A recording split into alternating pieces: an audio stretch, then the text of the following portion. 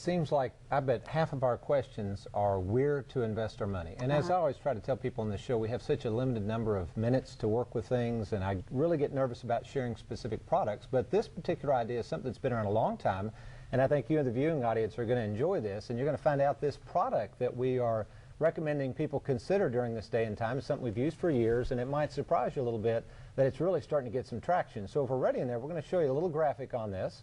And basically, we're going to speed through this. So let's just imagine a female, age 60, is looking for something other than a CD. Again, looking for some safe money to put somewhere. They're in a 25% marginal tax bracket. Again, these are things we go over in the workshop to help you explain what marginal tax brackets mean. But nonetheless, they have $100,000 in a bank CD. Doesn't need money anytime soon. That might be a key parameter in this example. Would like to pass money to heirs. Keep that in mind. This is one of their goals. They still want control over their money, so they want access to their money. And let's say the money could be rolled out of a CD account, a similar CD account to 3.5%. So we're trying to imagine that we could get 3.5% on a CD just in this example. And of course, in this example, we're imagining on 3.5%, if you left it in the CD, you're going to have to pay taxes. Okay, let's go to the next graphic. So let's say a CD, excuse me, we put this at 3%, I apologize. A CD averages 3%, okay, that's the return over time. The taxes due after the first year is $750. Now, Cindy, this is what most people don't do. They don't net the taxes out. So let's say a tax bill was due. They usually leave the full $103,000 in the CD. See what I mean? If the CD made $3,000, but either way, we have to account for those taxes. So what we're doing in this example, we're subtracting that away from the 103, which is a real thing that happens. Okay, next slide, please. Now let's go out 5 years, okay? Again, the tax is starting to grow. This CD, the tax rate, because of the tax rates, is about $4,000. So the net value of the CD, a little over $111,000. Let's keep moving. Let's go out 10 years, and we call this a compounding tax problem. It's $8,300 in taxes. The CD's net is $124. So the point is, the longer this thing stays in the CD, actually the worse it gets because of compounding taxes. Next slide, please. Okay, so now they say, well, wait a minute, Tony, could I do something different? Let's consider rolling this $100,000 into a single premium whole life insurance contract. The money grows tax deferred. So what we're going to see here, Cindy, because it is whole life, there are no taxes due on the dividends until you take it out. So we don't have any 1099s. And also, this satisfies this person's goal. Because life insurance is completely tax-free, we're going to have something left for the family. Next slide, please. All right, so we got $100,000. Notice the first year there is no taxes. The cash value is $103,000, so we're already ahead of the CD. But look at what happens if they die in the first year. Because some of this money, a portion of it has been taken out to pay for the life insurance death benefit, that's just how much it is. Now, they wouldn't get both. Let's say this person died the first year, but their heirs would get the full $221,000 tax-free. All right, so pretty powerful, isn't it? Plus, they got the 103.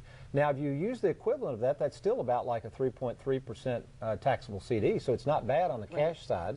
Plus, you got the death benefit. Keep going. You're doing good in there. All right, we go out 5 years. Cash value has grown to 123. Look at the death benefit. It's growing as well to 235,000. So let's stay here for just a second. The person says, well, Tony, I need a new car. Well, shoot, there's 123,000. You could get the money out of there. It's available to you. Next slide. And then we go out and we see the taxable yield equivalent. It's 4.4%, not bad. Look at the taxable yield equivalent on the CD. If this person died in the 5th year, you would have had to have earned 27% in the CD to equal that death benefit. And this is basically no risk. Let's see if we got any more slides there. And then we went up to 10 years. All we're trying to show here is notice that taxes stays at 0. The death benefit is always tax-free. The only time you have taxes on the cash value is when you go to take money out. So we're deferring that tax, which makes it more powerful, and you can see the equivalent rate of return is higher than a CD, plus you have the death benefit. Good question. No, the whole 154, very good question. There again, there would be taxes due at that time, but yeah, certainly in 10 years if that person says, you know what, Tony, I don't want the death benefit anymore, I need the money, we would send them a check for $154,000 in that example. That's why a lot of people at or near retirement are starting to say, wait a minute, this is starting to make some sense. I don't have to drive around town shopping CD rates. I don't have to deal with the taxes each year. I have that death benefit for my family. So again, for conservative investors out there, savers, this is a great tool. In fact, if you don't mind, we've arranged to Skype Heather. So I think Heather's standing by. I don't know if they're ready in there, but I wanted Heather to just give a few comments on this. Hello, good morning, Heather. Good morning, Tony. How are you all today? I'm doing well. How's Bowling Green this morning? Nice and sunny. Heather, just real briefly, tell us, for the folks watching, if they would like to get just a free analysis or quote on something like this, a little bit about your role at our office in doing these types of illustrations. Absolutely, I'd be glad to. It's really a simple process. All they need to do is give me a call in the office. I'll ask them some very basic questions as far as their personal situation, and then I can put together a personalized illustration for them. I can either email it or mail it to them, whatever they require. And I guess one word of caution, Heather, for our viewers. I mean, I know you've been with me several years, and you know I've been doing this for about 25 years. What word of caution would you give our viewers who are thinking about this kind of contract and what to be aware of? Well, there can be some tax ramifications on that, and so you really need to talk with an agent who knows what they're doing and who's had a lot of experience doing this, like you have, Tony.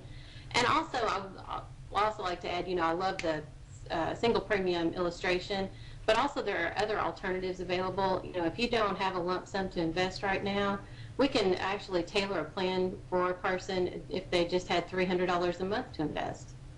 Okay. Well, very good, Heather, and hopefully the phones will start ringing there and we can get you busy.